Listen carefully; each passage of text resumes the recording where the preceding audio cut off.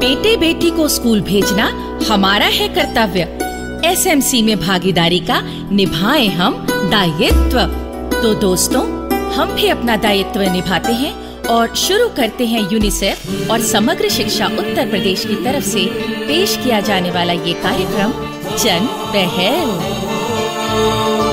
शिक्षा प्रगति की ऐसी सीढ़ी, रोशन होती जिससे हर पीढ़ी।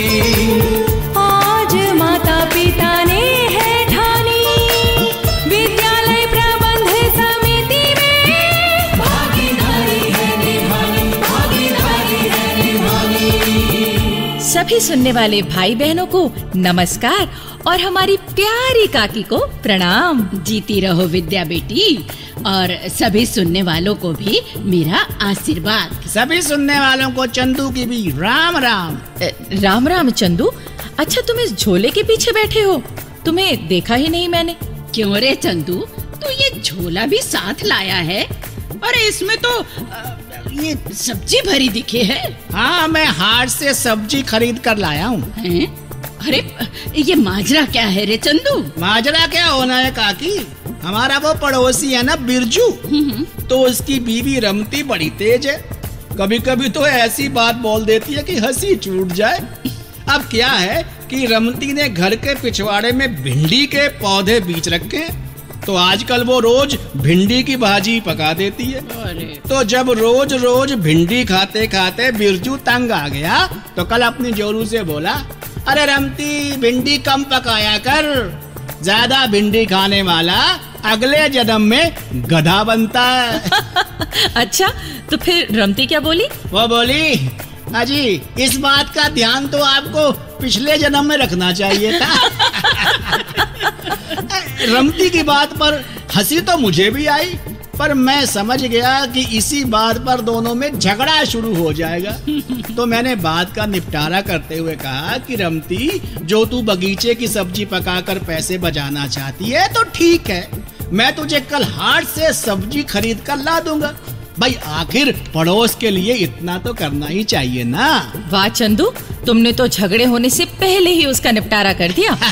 अच्छा विद्या बेटी, अब तुम भिंडी के बगीचे से बाहर निकलो और ये बताओ कि आज एसएमसी के बारे में कौन सी जानकारी दे रहे हो?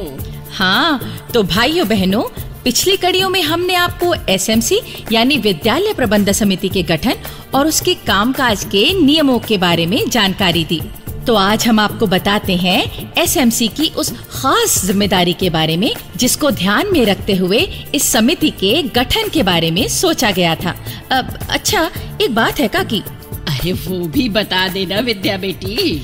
आज हम जिस जिम्मेदारी की बात कर रहे हैं वो एसएमसी की एक बड़ी जिम्मेदारी है, और वो ये है कि इलाके के अधिक से अधिक बच्चों को स्कूल में दाखिला दिलवाना।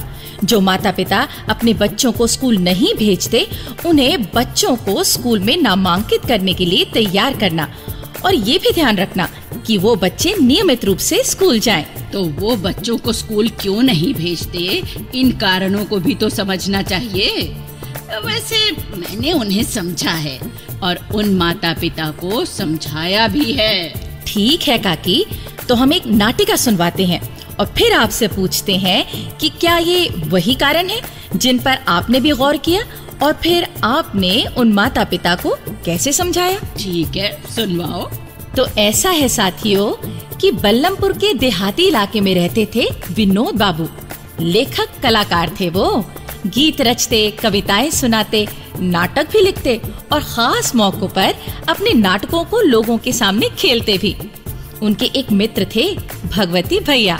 तो एक दिन भगवती भैया अपने दोस्त विनोद बाबू के पास पहुँचे ये जानने के लिए कि आजकल वो क्या लिख पढ़ रहे हैं।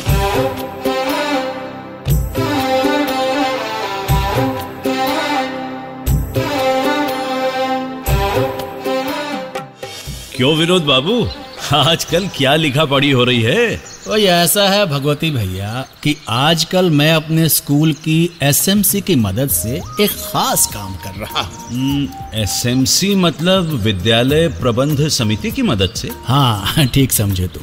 पर ऐसा भी क्या रच रहे हो उनकी मदद से? भाई एसएमसी ने मुझे एक नुक्कड़ नाटक तैयार करने के लिए कहा है, जिसे हम इलाके में जगह जगह पर खेलेंगे। नुक्कड़ नाटक? पर किस विषय पर? इस नाटक में हम उन कारणों को जाने समझेंगे जिनकी वजह से माता पिता अपने बच्चों को स्कूल में पढ़ने के लिए नहीं भेजते। और इसी नाटक में हम उन कारणों को दूर करने का संदेश भी देंगे। फिर तो तुम बहुत ही जरूरी नाटक तैयार कर रहे हो विनोद बाबू। हाँ, पर जानते हो, इस नाटक की तैयारी में एसएमसी के सदस्यों ने मेरा खूब साथ दिया। अच्छा? हाँ, हम मिलकर इलाके में कई घरों में गए और लोगों से बातचीत करके उन कारणों की सच्चाई को जाना समझा। सच कहता हूँ भगवती भैया, लोग अपने स्वार्थ या थोड़े से लालच के कारण बच्चों को स्कूल ना भेजकर उनका भविष्य चौपट कर देते हैं। पर विनोद बाबू, ऐसे कौन से कारण सामने आए? भगवती भैया, सबसे बड़ा कारण तो ये है कि कई गरीब परिवार ये सोचते हैं कि हमारा बच्चा परिवार के लिए रोजी रोटी कमाने में हमारी मदद करे या स्कूल जाए। उन्हें तो मासूम बच्चे द्वारा कमाए गए 4 पैसे विद्या के धन से ज्यादा जरूरी लगते हैं। और फिर छोटी उम्र में ही बच्चे मजदूरी करने लगते हैं, कारखानों आदि में कई खतरनाक किस्म के काम करते हैं, तो जिंदगी भर इसी अभिशाप को भुगतने के लिए तैयार होने लगते हैं। और एक कारण परिवार की एक गलत सोच या गलत परंपरा भी है। कई लोगों ने हमें बताया, जी हमारे यहाँ तो बच्चे होश संभालते ही काम पर जाने लगते हैं, स्कूल को नहीं। मैंने होश संभाला तो मेरे बाप ने मुझे पशु चराने के लिए भेज दिया, तो अब मेरा बेटा भी ये काम क्यों ना करे? सच में ये तो बड़ी गलत सोच है। और भगवती, जहाँ तक बेटियों को स्कूल ना भेजने की बात है, तो उसका सबसे बड़ा कारण है बेटी को पराई अमानत समझा जाना। बिल्कुल। अरे जब उसे दूसरे घर में चले जाना है तो फिर हम उसे क्यों पढ़ाएं लिखाएं? उसने हमारा क्या सवार देना है? अच्छा, कुछ लोग सोचते हैं कि स्कूल भेजने से लड़की हाथ से निकल जाएगी, मतलब नए जमाने की गलत बातें सीख जाएगी। हाँ, और कुछ लोग तो ये भी सोचते हैं कि लड़की ने तो बड़े होकर चूल्हा चौका ही संभालना है, तो वो काम तो वो अपनी अम्मा से भी सीख जाएगी। हाँ, ये कारण भी सामने आया था। अच्छा विनोद बाबू, तुम अपने नाटक में इन कारणों का क्या जवाब दोगे? बस वही लिख रहा हूँ आजकल। इसे खत्म करके हम अपने नाटक की तैयारी शुरू कर देंगे और फिर तुम ये नुक्कड़ नाटक देखकर बताना कि एसएमसी वाले अपने इस अभियान में कितने सफल हुए। अरे क्यों नहीं, मैं तो सबको ये नाटक देखने के लिए कहूँगा। हम सब अपने बच्चों को सुखी जीवन का आशीर्वाद देते हैं, तो ये आशीर्वाद तभी पूरा होगा जब हम उन्हें पढ़ने के लिए स्कूल भेजेंगे।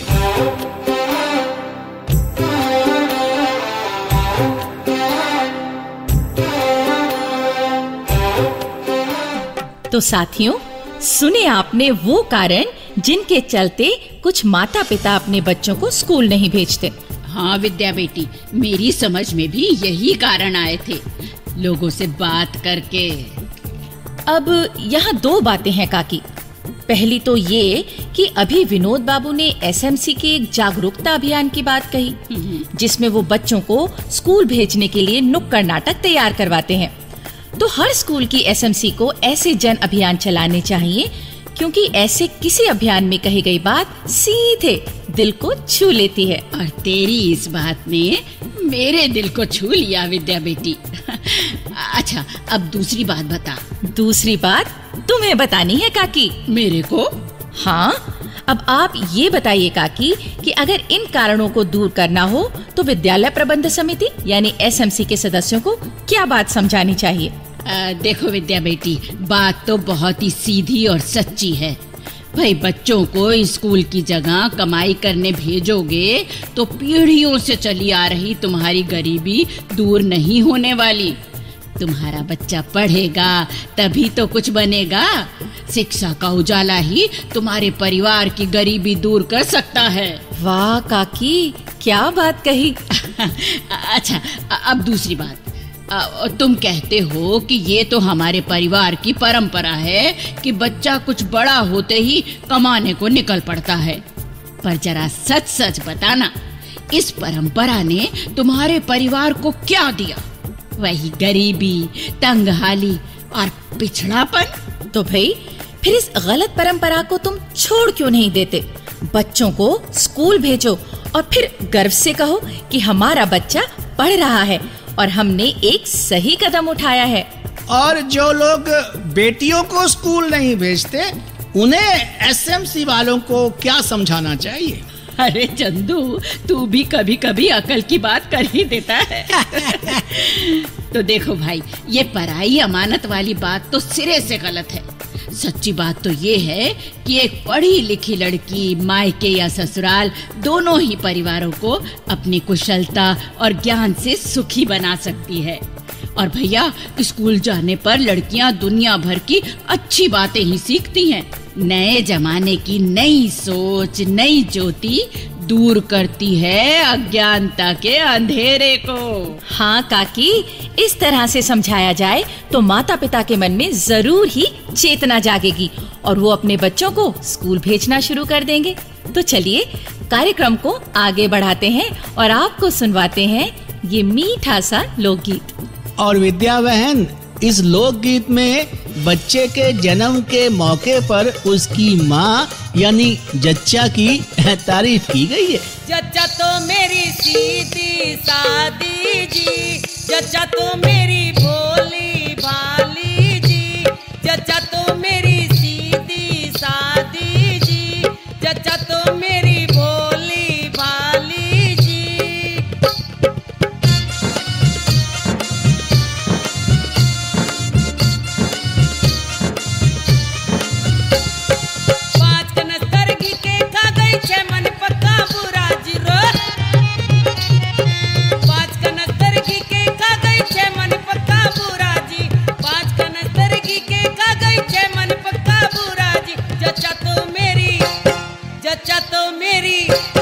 जच्चा तो मेरी खाना ना जाने जी। अरे वाह, बहुत बढ़िया लोकगीत था भाई। हाँ काकी, और अब उतना ही बढ़िया है ये संदेश जो हम सुनवा रहे हैं। मेरा नाम मनोज कुमार है। मैं बिजौली मेरिट के स्कूल में पढ़ाता हूँ। 2 साल से ये काम कर रहा हूँ। मैंने देखा है कि राज्य सरकार की कोशिश और एसएमसी के कामकाज के कारण स्कूलों में जो बदलाव आए हैं उनका फ़ायदा बच्चों को ही नहीं, हम अध्यापकों को भी हुआ है। हमारे लिए भी सुविधाएं बढ़ी हैं और पढ़ाने के बेहतर माहौल बना है। इसका फ़ायदा भी बच्चों को ही मिला है। हम अच्छा पढ़ाएंगे तो वो अच्छी तरह पढ़ सकेंगे और इस नए बदलाव में हम अध्यापक भी सहयोग देते हैं। ये तो फ़र्ज़ है हमारा। अच्छा विद्या बहन, एक कहावत है कि बच्चे बड़ों के बाप होते हैं, पर मैं तो कहूँ कि जो बच्चे स्कूल जाते हैं वो बड़ों के मास्टर भी हो सकते हैं। क्यों रे, तेरी भतीजी भी तो स्कूल जाती है। हाँ, तो वो हमारी मास्टरनी से कम तो ना है, बस वो हमें मुर्गा ही नहीं बनाती। वैसे तेरे को तो वो बनाना ही चाहिए। पता है, उस दिन मुझसे बोली कि चाचा, जैसे स्वच्छ शौचालय हमारे स्कूल में बने हैं वैसा ही तुम घर में भी बनवाओ। खुले में शौच की मुसीबत से छुटकारा पाओ, सेहत का वरदान पाओ, हमें बीमारियों से बचाओ। क्या बात है। ठीक बात है चंदू, जब कोई बालक बालिका स्कूल से पढ़कर आता है तो अपने परिवार को भी शिक्षित बनाता है।